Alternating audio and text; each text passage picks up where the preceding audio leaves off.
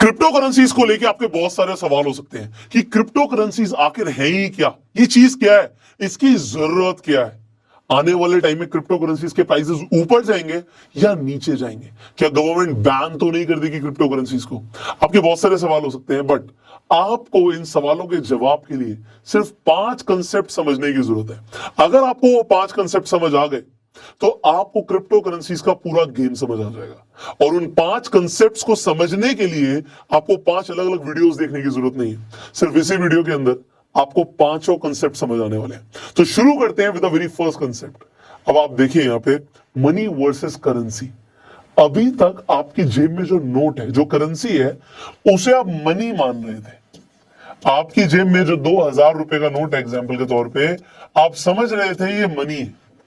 But मान लेते हैं कि अगर आज गवर्नमेंट ने अनाउंस कर दिया कि आज के बाद 2000 रुपए का नोट नहीं चलेगा, तो आपकी जेब में जो पैसा है उसकी वैल्यू हो जाएगी 0। बट मनी के अंदर डिफरेंस होता है, उसकी वैल्यू 0 नहीं हो सकती। क्यों नहीं हो सकती? क्योंकि मनी के पास अपनी वैल्यू स्टोर्ड होती है। फॉर एग्जाम्पल, आपके घर में गोल्ड कॉइन है और उस गोल्ड कॉइन की एक कीमत भी है, आप उसे एक्सचेंज कर सकते हो करेंसी के थ्रू, बट आपको पता है उसके अंदर एक वैल्यू है, गवर्नमेंट उसे बैन नहीं कर सकती और पूरे वर्ल्ड में वो चलेगा। करेंसी हो सकता है किसी कंट्री की किसी कंट्री में एक्सेप्टेबल ना हो, आपको पहले यूएसडी में कन्वर्ट कराना पड़े, फिर लेना पड़े, बड़े सारे लोचे। बट गोल्ड जैसी चीज या सिल्वर जैसी चीज या जिनके अंदर वैल्यू है, वो हर जगह चलती है। एंड इसीलिए आपको समझना पड़ेगा कि करेंसी में और मनी में डिफरेंस होता है, क्योंकि करेंसी को मैनिपुलेट किया जा सकता है। उसे गवर्नमेंट रेगुलेट करती है बट मैनिपुलेट भी करती है। अभी मैं आपको बताऊंगा कैसे और क्यों। बट करेंसी जितनी चाहे उतनी छापी जा सकती है, और जो मनी है वो जितनी चाहे उतनी अपनी मर्जी से कोई गोल्ड कॉइन अपने घर में बैठ के नहीं छाप सकता। घर में बैठ के तो घर करेंसी भी नहीं छाप सकते, बट कहने का मतलब है कि गवर्नमेंट करेंसी जितनी मर्जी चाहे प्रिंट कर ले, बट गोल्ड कॉइन्स कहां से लाएगी? उसके लिए माइनिंग करनी पड़ेगी, उसकी लिमिटेड रिसोर्सेज है। एंड अगर आपको ये कंसेप्ट समझ आ गया तो हम बढ़ते हैं अब सेकंड कंसेप्ट की तरफ, and that is centralised versus decentralised.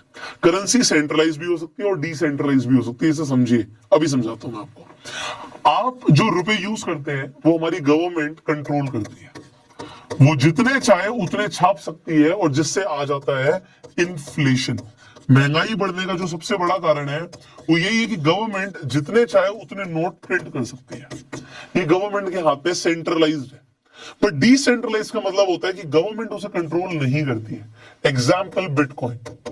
तो बिटकॉइन को कोई भी गवर्नमेंट कंट्रोल नहीं कर रही, और जितने चाहे उतने बिटकॉइन नहीं छप सकते, नहीं बन सकते। उसकी एक लिमिटेड रिसोर्स है, लिमिटेड सप्लाई है। तो क्योंकि लिमिटेड सप्लाई है तो उसके अंदर भी एक वैल्यू स्टोर्ड होती है, ऐसा लोग कहते हैं। अब क्योंकि वैल्यू स्टोर्ड है और वो लिमिटेड है, तो पीपल से it just acts as a gold. Gold भी लिमिटेड है एंड बिटकॉइन भी लिमिटेड है, तो आने वाले टाइम में लोग कहते हैं कि बिटकॉइन के पैसे बढ़ेंगे। अब क्योंकि कोई गवर्नमेंट उसे मैनिपुलेट नहीं कर रही, कोई उसमें रेगुलेशंस नहीं है, जिसे हम क्रिप्टो करेंसी बोलते हैं। अब आप कहेंगे कि क्रिप्टो करेंसीज के अंदर कई सारी छोटी करेंसीज हैं जिन्हें लोग रेगुलेट कर सकते हैं, जैसे कि एग्जांपल डॉज कॉइन। अब अगर छोटा कॉइन है, अब डॉज कॉइन भी छोटा नहीं रहा, बट कोई बड़ा प्लेयर आ जाए, बिग बुल आ जाए, तो उसके अंदर क्या कर सकता है? ऐसे एलोन मस्क ने क्या किया, जब चाहे बढ़ा दिया, जब चाहे गिरा दिया। क्योंकि मार्केट का साइज अभी बहुत छोटा है।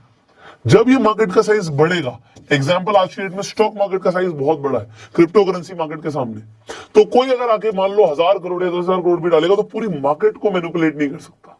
हाँ, एक स्टॉक को तो यहां पे भी मैनिपुलेशन हो सकता है। तो स्टॉक वर्सेस क्रिप्टो के ऊपर अगर आपको वीडियो चाहिए तो आप नीचे कमेंट जरूर कीजिएगा। Will surely try to make a video on stocks versus crypto. तो क्या सिमिलैरिटीज है, क्या डिफरेंस है, हम आपको बताएंगे। बट आपको यहाँ पे समझ आ रहा होगा, आपको सेकंड कंसेप्ट भी समझ आ गया होगा कि सेंट्रलाइज वर्सेस डिसेंट्रलाइज में क्या फर्क है। अब तीसरा कंसेप्ट है फिएट करेंसी। अब फिएट का मतलब क्या है? अब लोग कहते हैं फिएट मतलब जी फेक।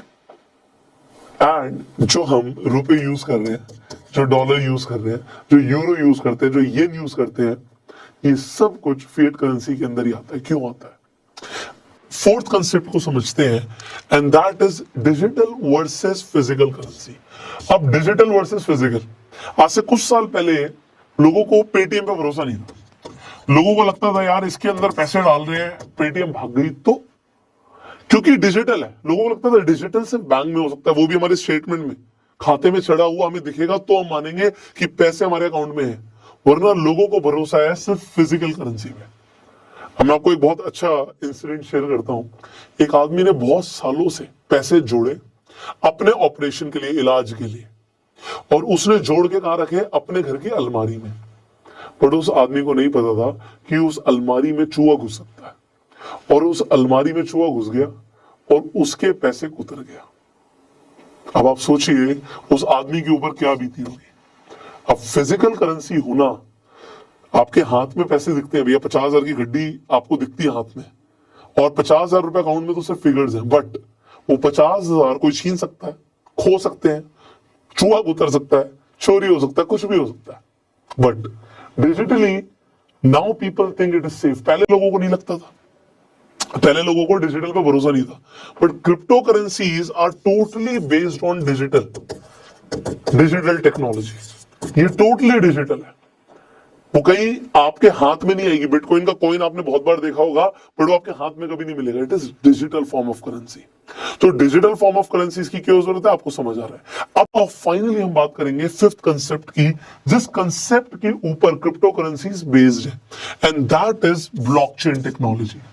वेल, काफी सारे लोग कहते हैं हम क्रिप्टो करेंसीज पे तो जी उतना ट्रस्ट नहीं करते, बट हमें ब्लॉकचेन टेक्नोलॉजी पे बहुत ज्यादा भरोसा है। And this is a same statement from RBI governor. उन्होंने बोला technology behind crypto currencies is something that we should adopt, हमें भी अडॉप्ट करनी चाहिए, and that is blockchain technology. अब ये टेक्नोलॉजी क्या है? देखो, सिंपल सी चीज है जिसे हम बोलते हैं लेजर। लेजर का मतलब होता है खाता मेंटेन करना। कोई भी ट्रांजैक्शन होती है उसे हम मेंटेन करते हैं। अब जो भी आपकी ट्रांजैक्शन है, अभी आपका बैंक मेंटेन कर रहा है, तो सारे रिकॉर्ड बैंक के पास है। पर आपने हर्षद मेहता वाली मूवी देखी, आपको पता लगा अगर बैंक के अंदर, एसबीआई का आपने केस देखा था, उसमें अगर लेजर से एंट्री हट गई तो फिर उसके लिए कितना कुछ करना पड़ेगा, कितनी इन्वेस्टिगेशन करनी पड़ेगी, बाद में जाके पता लगेगा कि अगर कोई फ्रॉड हुआ तो। एंड बैंक्स के अंदर आपने देखा कि कई बैंक्स के साथ ऐसा हुआ है। ब्लॉकचेन टेक्नोलॉजी क्या कहती है कि भैया आप कोई भी एंट्री मिटा नहीं सकते। यहां पे क्या है कि people have their own computers.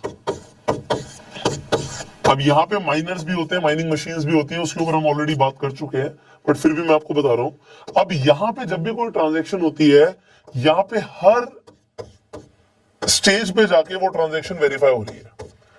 तो ब्लॉकचेन टेक्नोलॉजी का फायदा क्या है कि जो लेजर है उसे कोई भी मैनिपुलेट नहीं कर सकता, फिगर्स को कोई मैनिपुलेट नहीं कर सकता। Every transaction is being recorded, and ये टेक्नोलॉजी के ऊपर अभी बहुत रिसर्च चल रही है। अब ये कंपैरेटिवली वेरी न्यू टेक्नोलॉजी है, एंड इसीलिए जो क्रिप्टो करेंसी की पूरी मार्केट है, it is an emerging market, it is a new market.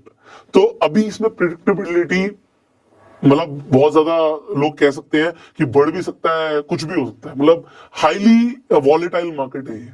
Channel पे पहली बार आए, सब्सक्राइब जरूर कीजिए, बेल आइकन पे क्लिक कीजिए कि आप आने वाली वीडियो मिस ना करें। फेसबुक पे देख रहे हैं आप, हमें फॉलो कीजिए। I will see you in the next video. Till that time, you go self made.